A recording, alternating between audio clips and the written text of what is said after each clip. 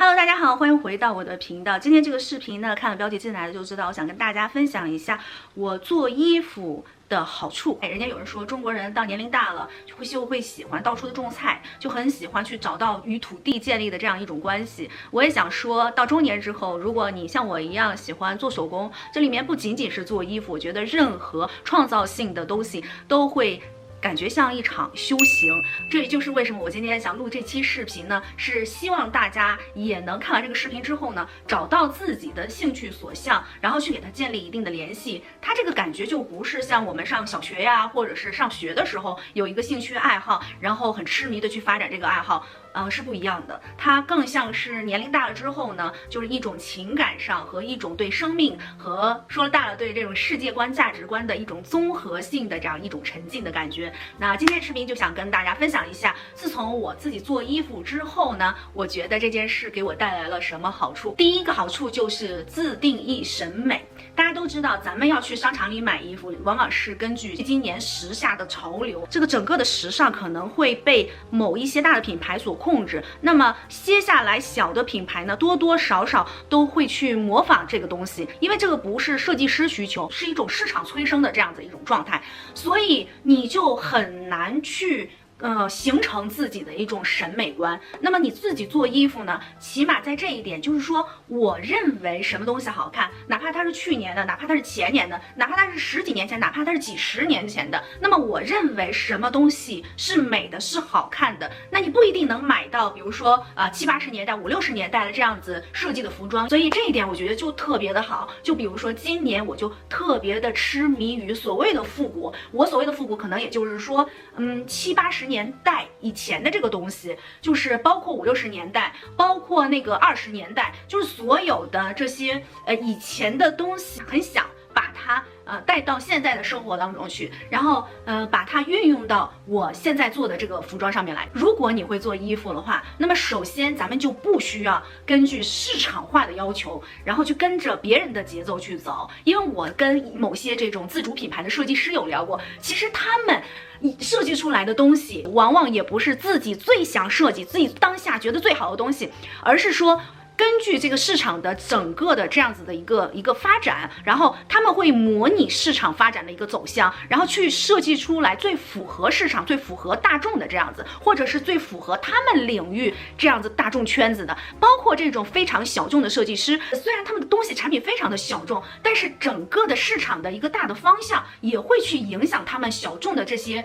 消费者的这样一些愿景。所以说很难有真正的设计师，他真的喜欢的东西会在当季卖得很好。这也就形成了到咱们这儿之后呢，到咱们去看到这些信息，看到这些产品了之后呢，那往往就是完全是根据市场的一个潮流，根据大众的一个方向去走的这样的一个趋势。是不是你自己会做衣服了吧？咱们就无所谓了，不管市场怎么样，我们自己认为什么样好看，我们就可以勇于的去展现出来。第二点好处就是创造力的培养。那么可能大部分人咱们上完学有了工作，那我们真的很想从无到有，从0到1的这样子的一个创造过程，往往在我们大众人群中很难实现了。那么当你去做任何一个 project， 任何一个新的事情的时候呢，那你肯定会有一些计划呀，有一些想法呀，或有一些组成条件呀，怎么去把这些东西合在一起，然后完成你这个计划，而且尽可能的圆满，甚至有的时候不圆满的时候，你怎么样去改进修进，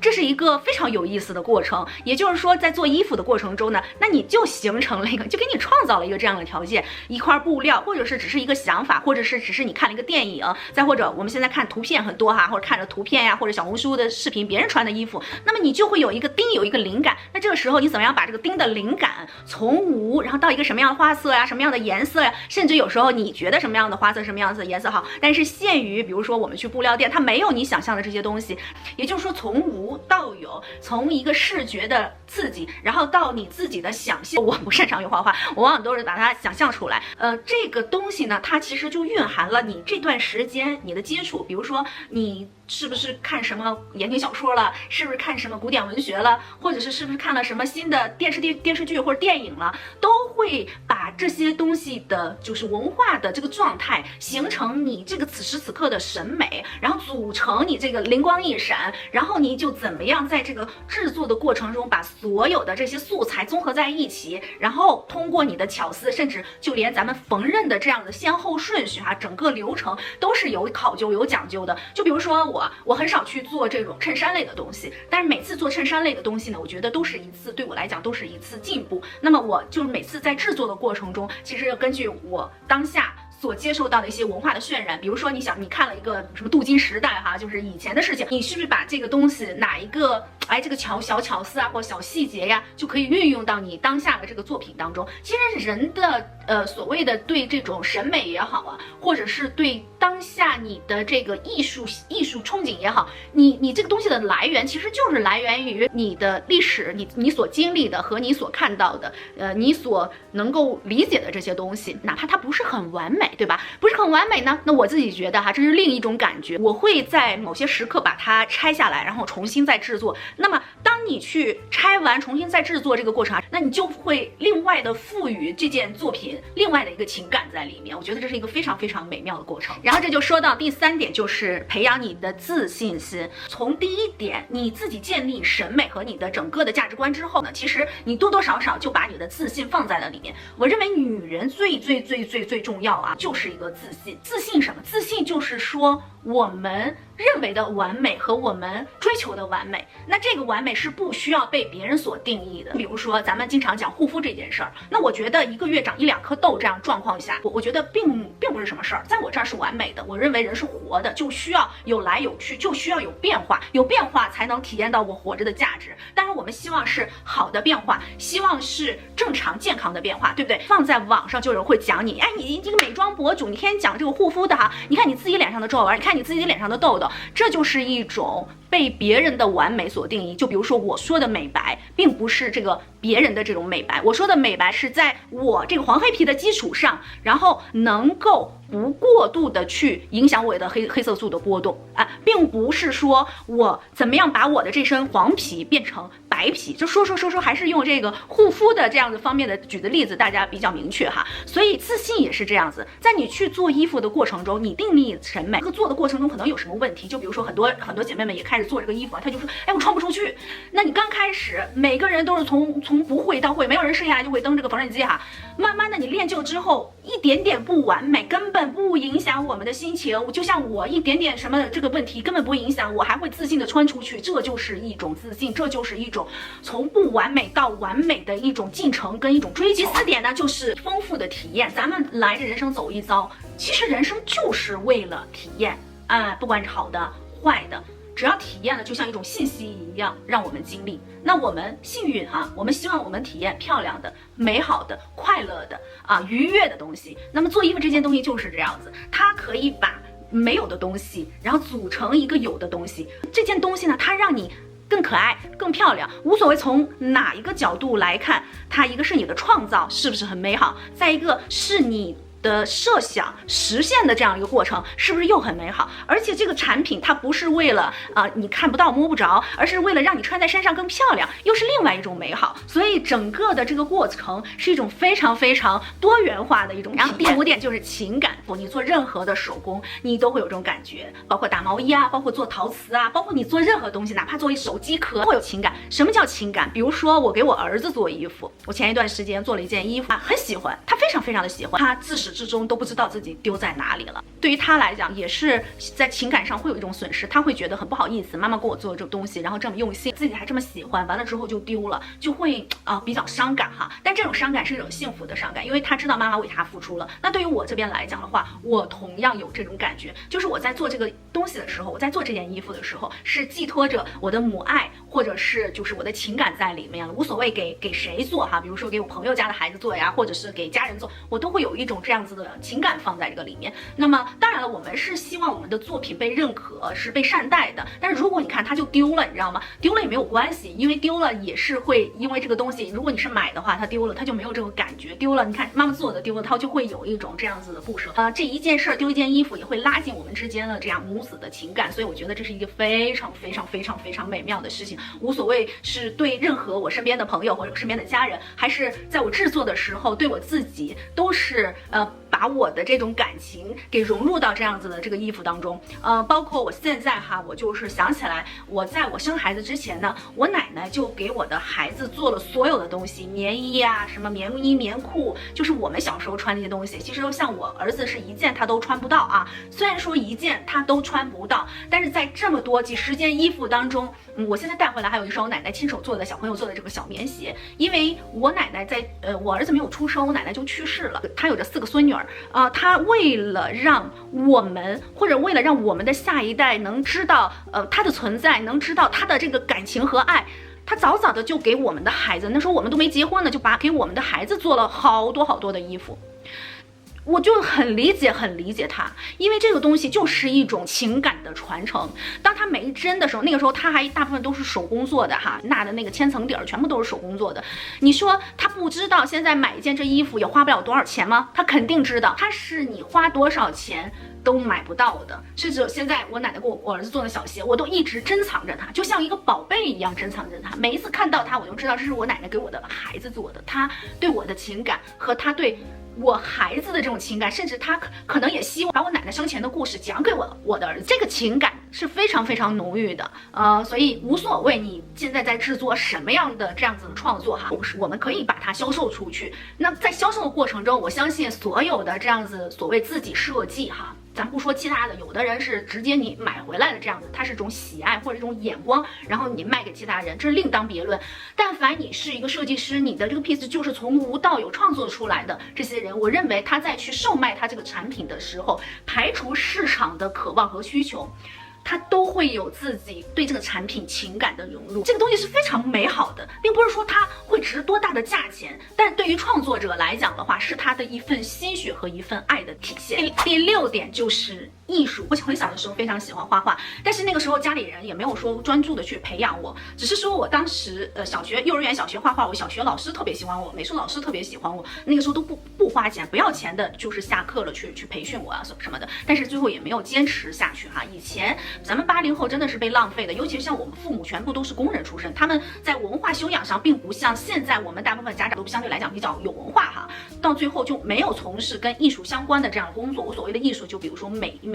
术这样子的艺术哈。当然我学音乐，音乐也是另外一种艺术，而且音乐跟这个东西真的一点点它都不矛盾，你知道吗？就是我认为只要画画好的人，你稍微的用点心，他就能更快，比别人更快的去理解跟运用这个音乐。所以我认为艺术都是相通的，包括艺术跟数学也是相通的。很多人说学艺术人数学不好，那是没有真正的好的投入进去学。音乐就是数学，我这句话又说远了哈。那么创造跟这个艺术是有关。融入什么叫艺术？艺术是一种文化和生活，包括融入你自己的阅历经历和你自己当时所得到的一些灵感和信息的一些融合。我认为所谓的艺术，并不是说你觉得好看，他觉得好看，这叫艺术，而是说这个产品这个作品它能给你带来更深层的这些东西。那包括比如说你做一件衣服的时候，你整个的这个做工它就是一种艺术。买衣服的时候，就比如说咱们老百姓哈，咱不说人家那种特别高消费的这些人啊，什么高级定制啊什么，就我们老百姓平时去买这个东西，我们可能不是很注重做工的这样一些细节呀。如果你不着手去做这些东西，你可能对在这方面的要求并不是这么高哈。所以它所有的这些细节，包括你创造的灵感，包括你选择的颜色，甚至你用的这个线，整个流程组成这件产品之后呢，对于你自己来讲，那可能是别人不一定会欣赏得了，但是对于你自己来讲，就是一个完善的，就是一个完整的一个艺术修养，然后你才能真正的理解什么叫艺术。那么这个时候，我认为所有没有创造过东西的人，你去看画也好，你去看所有的艺术品也好，你无法理解这个艺术家的这个心路和无法理解这件艺术品的用意。所以这也就是让我们去创造的同时呢，我们能更好的提高我们的艺术审美力，能够理解艺术的价值，能够更好的去把这个品味，把这个感情用到我们的实际的现实生活当中，那你就会发现这个世界真的一点一点变得有意思、有意义、更美丽。这里包括一些remake， 就是一些把不要的东西，已经被人淘汰的东西，然后怎么样去把它重新的做成另外一种鲜活的作品，这里面融入的这样子的一种是审美也好啊，或者是一些意义也好，可能对一些没有去真正创造过，没有去真正的体验过这种创造感的这样的人群，他没有办法理解的。你怎么样把东西变废为宝，也是一个非常非常有意思的过程。那么接下来一点好处就是认可的快乐，并不是说你这个东西一定要做了多完美多完善，你才能得到别人的认可。有些朋友可能会说了，你刚才说做这个事儿是为了自信，那你为什么去祈求别人的认可？我认为这不是祈求别人的认可，而是说每一个人生活在这个世界上都会渴望认可带给你的快乐。那么我们有一件东西被别人认可，不管它是虚情假意，不管它背后怎么讲，我专门出一期视频跟大家去聊一些女生的这个强大的这个心理真的会改变你的世界观，改变你的人生。你不需要 care 他到底是怎么想的，你只 care 你 care 的，你只关注你关注的东西就可以了。我们善待每一个人，我们把每一个人的话都当成善意的、真实的、美好的。所以说，当你去创造什么东西，你即使是一个歪七八扭不成样的东西，大家也会说你很有胆识把它背出来，这不是也是一种赞美吗？因为我们本身知道它不完善、不完美，我们可能会尽可能的再去修复它，再去完善它，再去完美它。这种感觉就是别人对你的称赞，社会对你的认可，也是一种非常美好的体验。那么第8点就是传播的价值，就是我今天录这个视频，其实就是想把这个创造的这个动力传染给大家。其实我是一种，如果你让我天天什么事儿也不干了有足够的金钱来源，然后有足够的时间朋友在聊天，人家说他致富了怎么样，他致富了买房，他致富了怎么样，我就说我要是不担心这些问题，我要是有充足的时间和不去 care 这些世间繁琐的话我真的就想在家做创作，各种各样的创作。我认为这个东西所有的创作这种感觉都是一模一样的，只是说最后的作品是不一样。不管你是做衣服刚才说做陶瓷做任何的东西，所有的这个中间的这个过程都是超级美好的。那么也是可以通过我去做衣服呢，我在视频中分享，我在生活中分享，那有姐妹加入进来，比如说打毛衣织帽子我有姐妹开始自己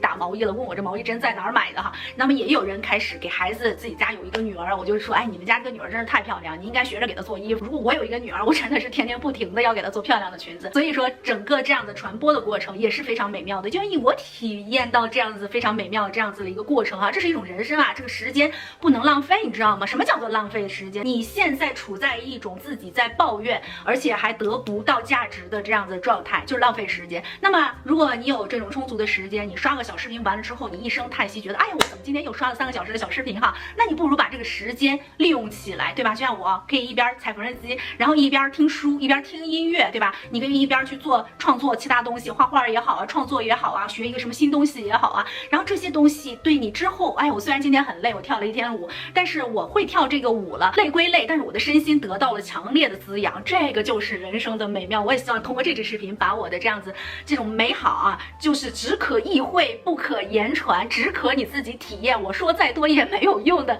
这么一个美好的人生经验传递给你。那么第9点呢，生活在这个世界上，我们不知道有没有来世，我们不知道这个眼睛闭下来之后要睡多久它才能睁开。当我们还健康，我们还有活力的这样的情况下，我们要去自己定义自己。比如说我认为我穿黑色就是漂亮，我认为我穿红色我也漂亮，我认为我指甲涂成紫色就漂亮，我认为涂一个蓝色的眼影就漂亮。那么你就去干，姐妹们，如果你不会定义自己，那么你就一定要被别人定义。你们明白这个道理吗？就是说一定要去定义自己，一定要去定义自己。这个定义不是说死的不动的，它可以说就是当下这2秒我就喜欢大红色的口红，那可能明天我就喜欢紫色的口红了。所以说你要不断的去定义自己，然后你这个时候咱们就说咱们经常会听到把自己当成小太阳。你怎么把自己当成小太阳？你如果连自己都不知道自己喜欢什么，你连自己都不敢自己展现自己所爱，那你怎么把自己当成小太阳？那么你接下来就是要被别人定义。所以这件事情也告诉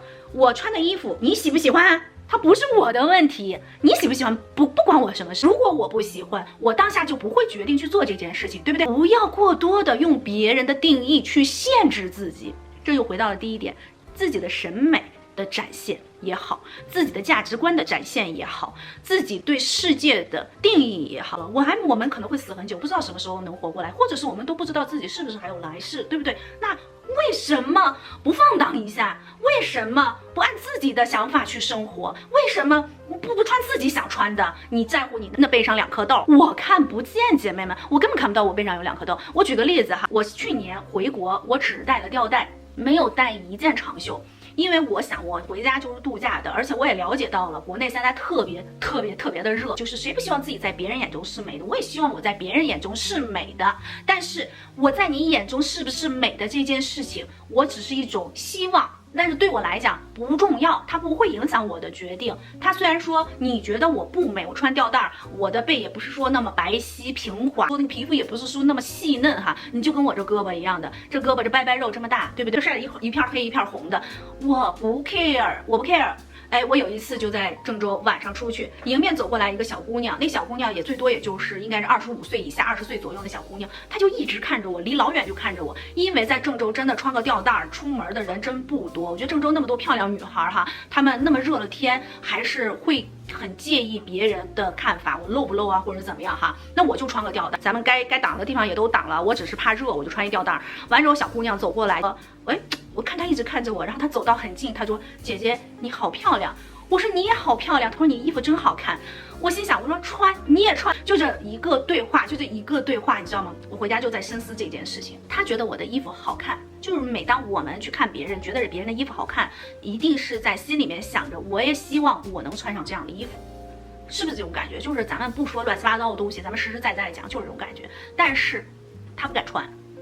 她就是不敢穿，她其实细皮嫩肉的，20出头的一个小姑娘，能掐出水来的那种。你看我这半老徐娘胆多大，我不是说非让大家去做所有什么过激的这种事情，而是说在对美的不出格，然后对美的这种阐述的过程中，对生活的阐述，对想抒发自己情感的这样子一个过程中，大胆的去做自己，不要让任何其他的东西来定义你。就是刚才说的，你不定义你自己，你就被别人所定义。最后一点要告诉大家，咱们最后又要升华了哈，就是我之前在这件视频跟大家聊，世界是你的。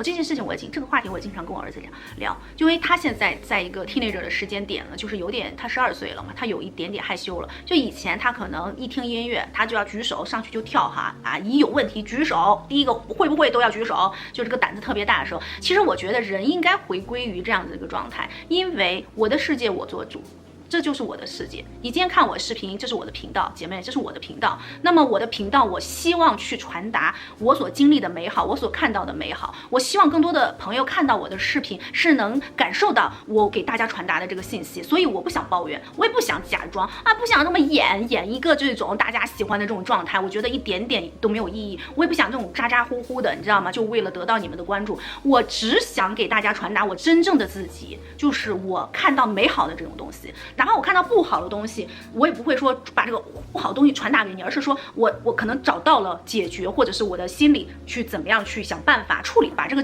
方法和心程分享给大家。所以我认为所有的我想录出来的东西，全部都是应该是积极向上的，就是在这个世界上，在我的世界上，我的频道里留有我最美好、最善良、最积极的一面，留给这个世界。在你的世界里面，别人存在与否，别人的含金量有多少，别人的重量有多少，是你来安排的，姐妹们。就有人说这个什么事情压得你，老板也好啊，老公也好啊，什么老师也好压得你喘不过来气儿，那是因为你太给他面儿了，姐妹。因为你的世界，你把它的分量放太重了，你可以选择把它的分量放轻一点。这个世界离了谁，它都会照常转的。你的世界离了你，它就没有了，啥都没有了。这个世界你不在，就全部完蛋了。对于你来讲，那些脸都是你给他们的啊，你给他们，他们才有脸；不给他们，他们哪能蹬鼻子上脸呢？你可以选择满世界的绿树红花，你也可以选择罪恶的一面